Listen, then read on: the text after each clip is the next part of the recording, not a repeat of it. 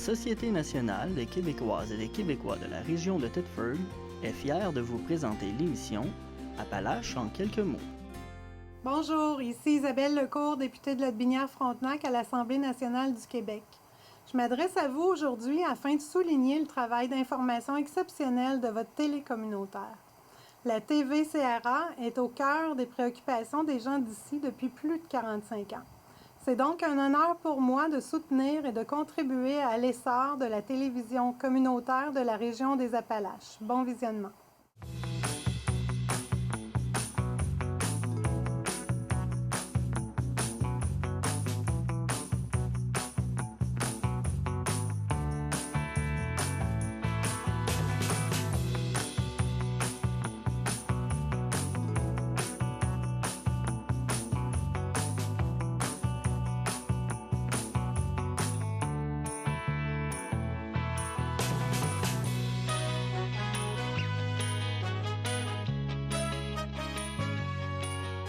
Madame, Monsieur, bienvenue à votre émission d'information Appalaches en quelques mots.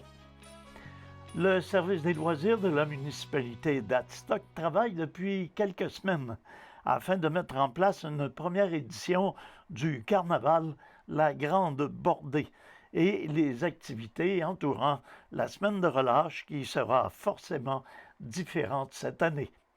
Chaque événement a été évalué et sera réalisé en respectant les consignes sanitaires et de distanciation physique émises par le gouvernement du Québec.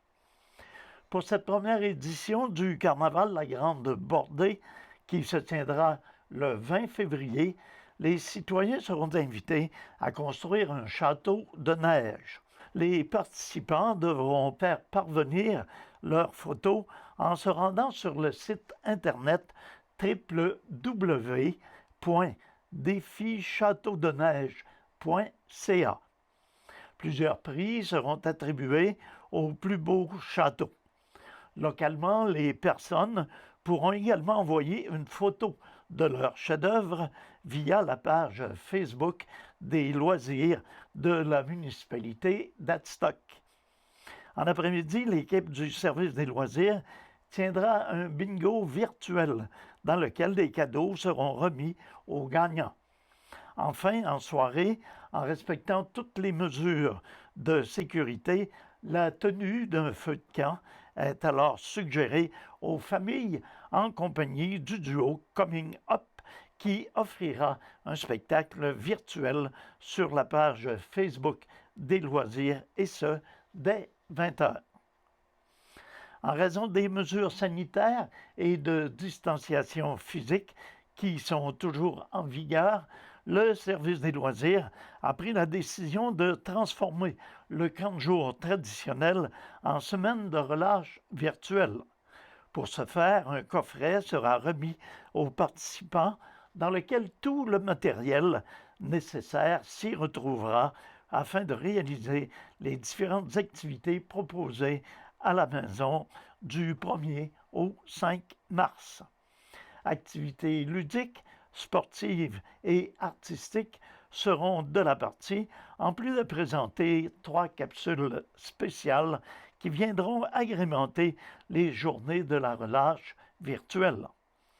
D'ailleurs, il est toujours possible de s'inscrire via le site Internet de la municipalité d'Adstock au www.adstock.ca dans la section Loisirs, culture et vie communautaire sous l'onglet Programmation et inscription. Le service des loisirs continue donc d'innover pour offrir des activités diversifiées aux citoyens en ce temps de pandémie. Ça faisait longtemps que nous n'avions pas de carnaval permettant aux citoyens de profiter de l'hiver. Même si cette édition ne nous permettra pas de nous côtoyer, ce n'est que partie remise pour les prochaines années. Pour ce qui est de la semaine de relâche, à cause du contexte, il était plus qu'approprié d'accompagner nos enfants pendant ces jours de congé. Encore une fois, remercions notre équipe du service des loisirs pour leur imagination de déclarer le maire de la municipalité d'Adstock, M. Pascal Binette. L'équipe du service des loisirs poursuit son travail afin de bonifier et d'ajuster sa programmation afin de rendre possible la tenue d'activités sociales ou virtuelles tout en dépendant de ce que le gouvernement du Québec adoptera comme prochaine mesure. Donc, la journée du 20 février prochain à ne pas manquer. La ville de Thetford est heureuse d'inviter toute la population à participer à une toute nouvelle activité, la randonnée littéraire. Jumelant l'activité physique et la culture, le concept proposé vise à découvrir la populaire légende de la chasse-galerie par le biais de panneaux installés le long du sentier 3 du parc Saint-Alphonse, situé au 85 de la rue La Fontaine à Thetford Mines. Jusqu'au printemps, les citoyens pourront profiter à pied ou en raquette des magnifiques sentiers urbains, en plus de s'amuser à rechercher les visuels racontant un classique de la littérature québécoise. Cette activité est gratuite et accessible à tous, tant aux adultes qu'aux enfants. Il s'agit d'ailleurs d'une belle occasion pour les jeunes qui seront en semaine de relâche sous peu. Depuis 2019, la ville de Thetford Mines organise le rallye raquette en ville au parc Saint-Alphonse dans le but de faire bouger la population et de leur faire découvrir ces sentiers situés au cœur de la ville. Les circonstances exceptionnelles liées à la pandémie exigent évidemment plusieurs adaptations aux concepts existants afin d'éviter les rassemblements et de s'assurer de respecter les bulles familiales. L'activité est proposée cette fois par le service des loisirs et de la culture en collaboration avec le réseau des bibliothèques publiques de Thetford Mines est une alternative originale et différente. Nous espérons que des gens seront nombreux à y participer, d'indiquer le directeur du service des loisirs et de la culture de Thetford Mines, M. Jean-Philippe Grenier.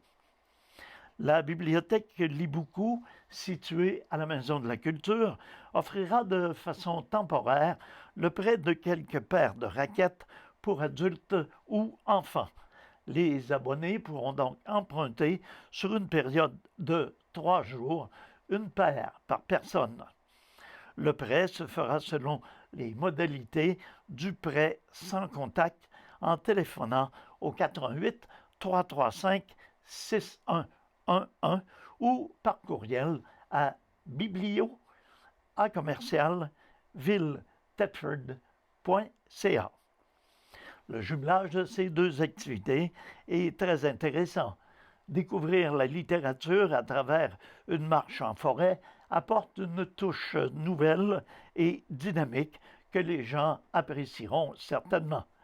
La situation actuelle apporte son lot de restrictions, mais profiter de l'air frais demeure l'option la plus saine pour continuer à être en bonne santé physique et psychologique. J'invite tout le monde à profiter de cette occasion pour sortir et découvrir les magnifiques sentiers du parc Saint-Alphonse, d'ajouter le maire de Thetford Mines, M. Marc-Alexandre Brousseau. Pour de plus amples informations, il est possible de communiquer avec le service des loisirs et de la culture de la ville de Thetford Mines au 88 335 2981 poste 306. Les policiers de la Sûreté municipale de Thetford Mines ont procédé récemment à l'arrestation de la Thetfordoise Janie Dubois, une dame de 44 ans, à la suite d'une enquête amorcée en octobre 2020 pour vol et fraude à l'endroit d'un homme âgé de 72 ans. Alors que l'accusée était employée d'une résidence privée pour personnes âgées, elle aurait pris la carte de débit sans consentement du bénéficiaire pour effectuer près d'une vingtaine de retraits dans divers guichets automatiques entre avril et octobre 2020. La collaboration des travailleurs sociaux du CLSC a été primordiale dans cette enquête. Ces derniers ont remarqué des anomalies dans le compte de l'homme qui souffre d'Alzheimer au stade avancé. Selon les intervenantes, leurs clients n'étaient pas aptes à effectuer des retraits au guichet automatique par lui-même. La récidiviste a été arrêtée mercredi le 10 février dernier sur son lieu de travail, puis a passé la nuit en cellule au poste local de police. Lors de la fouille accessoire à l'arrestation, des médicaments appartenant à une bénéficiaire de son lieu de travail ont également été trouvés sur elle. Elle a comparu le lendemain par visioconférence sous les accusations suivantes: vol de moins de 5 000 $, deux chefs concernant la carte de débit et la médication, vol de plus de 5 000 $ et fraude de plus de 5 000 $. À la suite de sa comparution, Jeannie Dubois a été libérée sous ordonnance de mise en liberté assortie de diverses conditions.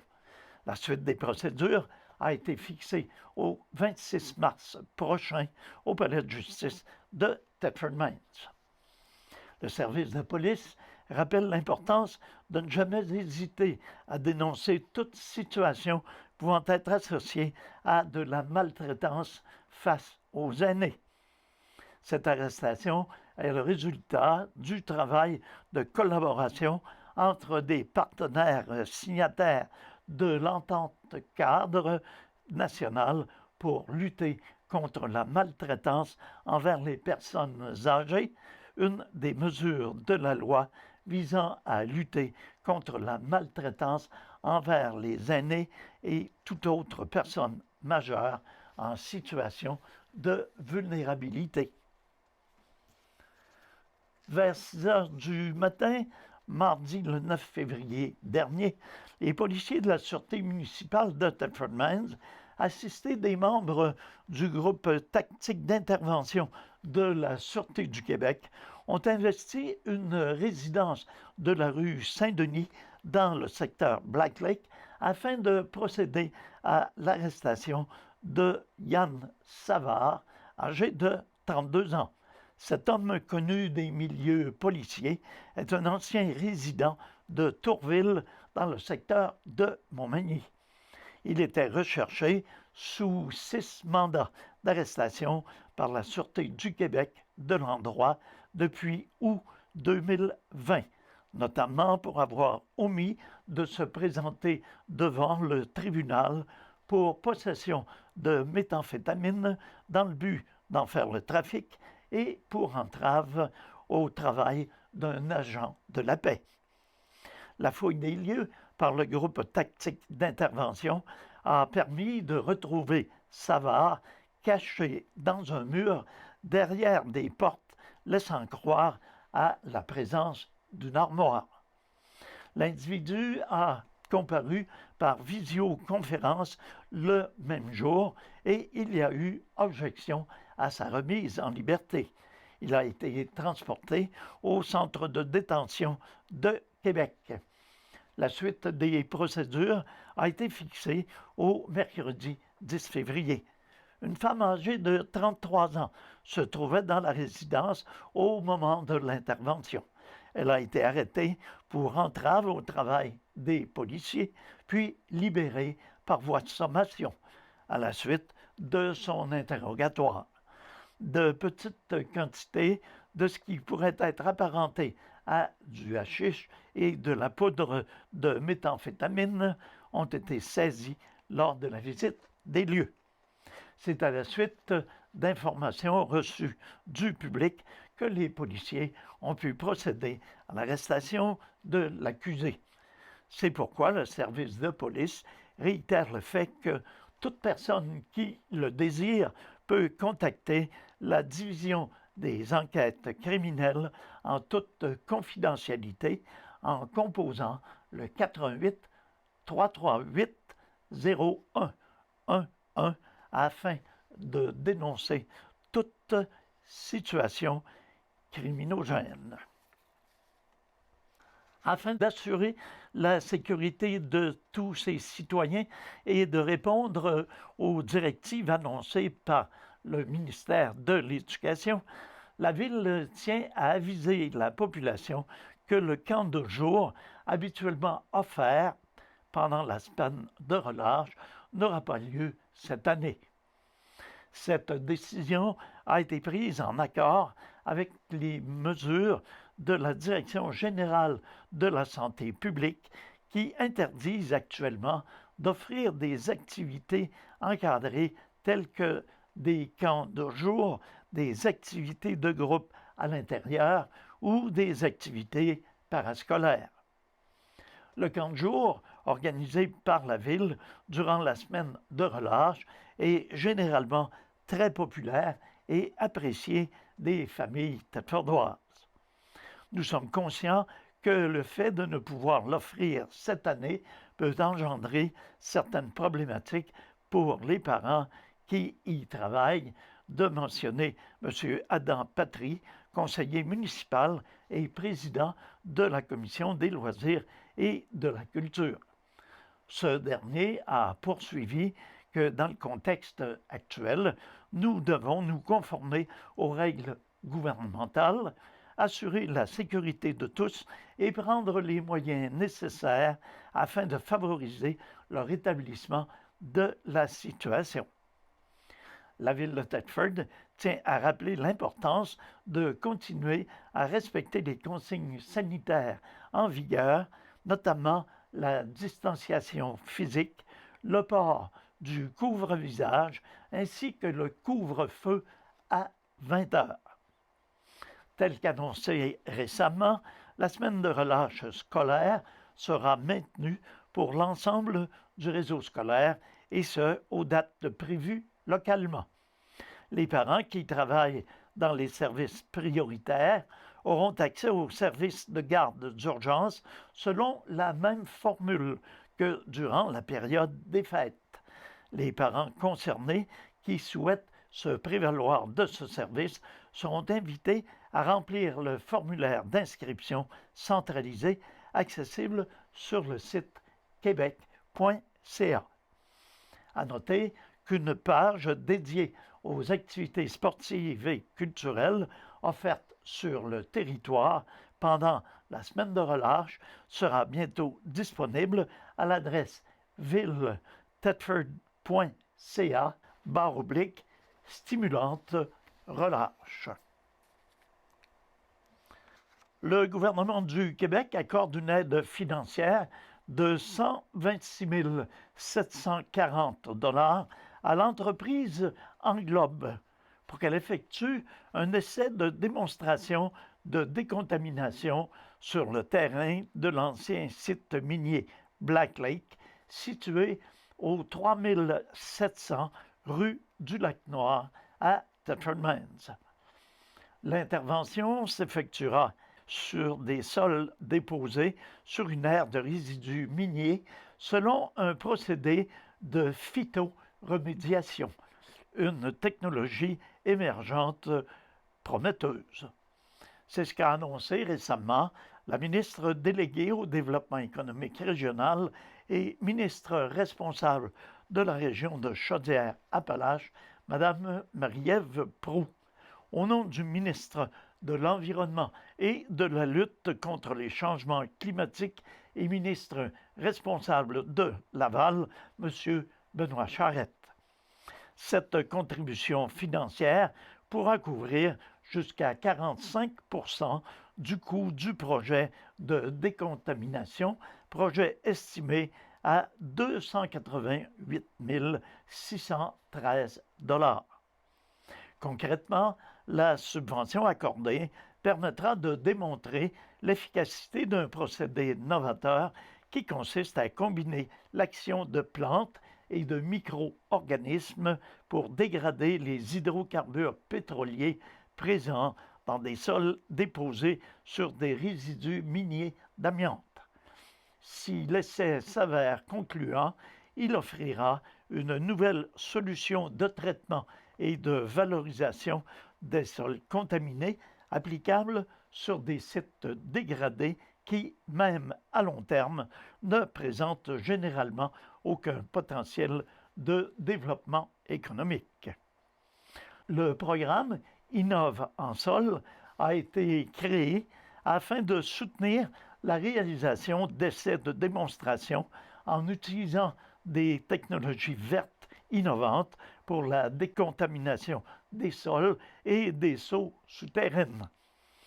Également, il a été créé afin de faciliter et généraliser l'implantation et l'utilisation de technologies vertes innovantes à grande échelle. La subvention accordée à l'entreprise Englobe lui permettra d'exploiter son plein potentiel de développement économique. Je me réjouis de cette annonce qui illustre bien la possibilité de restaurer des sites miniers en végétalisant des haldes n'ayant que peu ou pas de potentiel de développement économique. Alors que nous travaillons sur les suites à donner au rapport du BAP portant sur l'état des lieux et la gestion de l'amiante et des résidus miniers amiantés, cette annonce constitue un bel exemple de la mise en application de l'une des recommandations de ce rapport, de mentionner la députée de Lotbinière-Frontenac, Madame Isabelle Lecourt. Alors voilà, c'est ce qui met un terme à nos informations pour cette émission. Je vous invite à être des nôtres la semaine prochaine pour un bulletin semblable. Merci d'avoir été à l'écoute. Demeurez avec nous, notre programmation se poursuit. Entre-temps, passez une excellente semaine. À tous et à toutes, une bonne santé. Prenez soin de vous et prenez soin des vôtres.